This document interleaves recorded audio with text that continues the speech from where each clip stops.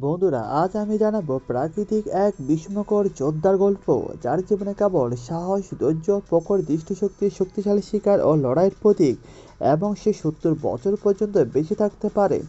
আপনি যার কথা ভাবছেন সেটি কোনো মানুষ নয়, বড় একটি পাখির জীবন। এটি যেমন তেমন পাখি নয়, পাখির রাজা ঈগল। কিন্তু এত কিছু থাকার পরেও সে 30 থেকে 40 বছর বয়সে এগুলোর ঠোঁট ভেঙে যায়, নখগুলো মারা যায়, ডানার পালকগুলো ভারী হয়ে যায়। তখন ঈগল একটি কঠিন সিদ্ধান্ত নিতে হয়।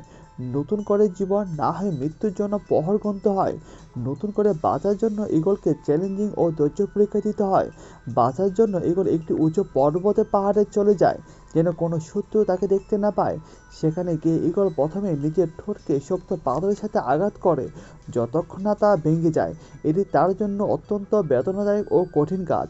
ঠোঁট ভেঙে গেলে সে খাওয়া দাওয়া বন্ধ করে দেয় এবং ক্ষুধার্ত থাকতে হয়। কয়েক মাস লাগে নতুন করে ঠোঁট গজাতে। তারপরে ঈগল পুরনো ও দুর্বল নখগুলো এক একটি করে উপড়ে ফেলে। এটি গজাতে বেশ কিছুদিন সময় লাগে।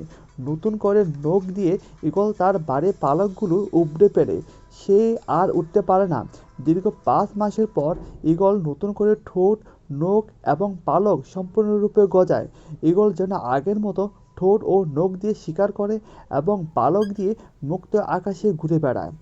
বন্ধু, এই গল্প কি আমার আপনার না আমাদের জীবনে এমন কঠিন মুহূর্ত আসে, তখন হাল না ছেড়ে নতুন করে বাঁচতে শেখাবে ঈগল পাখির মতো।